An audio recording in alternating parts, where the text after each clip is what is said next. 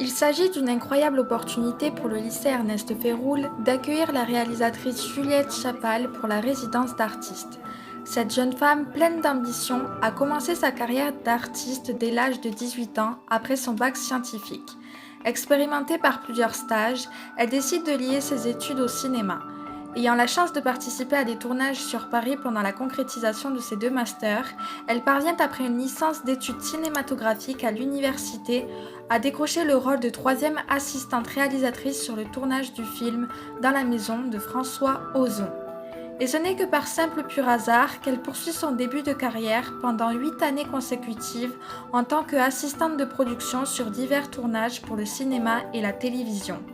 En parallèle, cette jeune femme écrit et réalise plusieurs vidéoclips, dont celui représentant le flamenco, un art contemporain nommé Latidos, un film original portant sur la libération de la femme, sélectionné pour de grands festivals internationaux.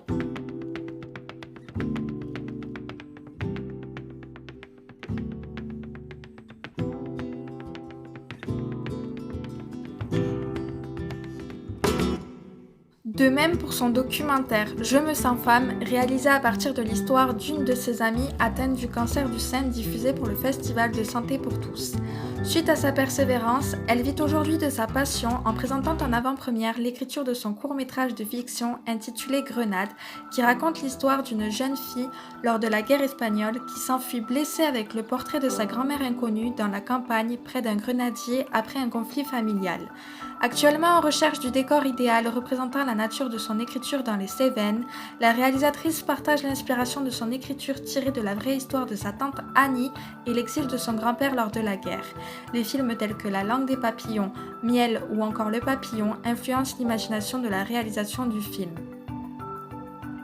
J'ai fait des recherches, j'ai essayé de récolter un petit peu des informations sur mon grand-père, sur ses moments de guerre, sur son exil et tout ça. Et puis j'ai eu l'occasion, quand j'étais à Madrid justement, de faire un voyage et d'aller en fait sur les ruines de sa maison de quand il vivait, quand il était petit.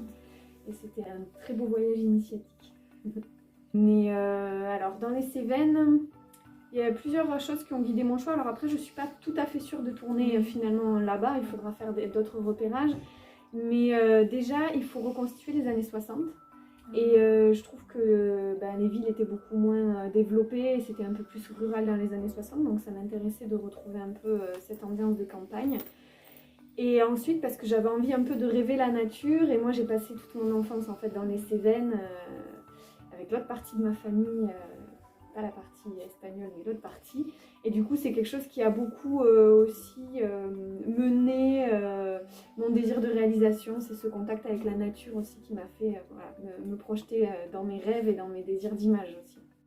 Devenue une grande artiste, la réalisatrice Juliette Chapal a accepté de partager aux élèves du lycée Ernest Ferroul son savoir-faire grâce à sa résidence dans l'établissement.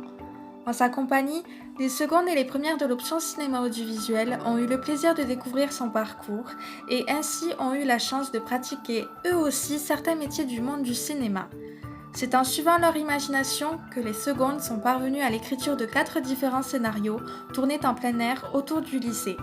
Tous ont pu découvrir ce qu'étaient les différents métiers, l'organisation et le déroulement d'un réel tournage auprès de la réalisatrice Juliette Chapal le long d'une semaine.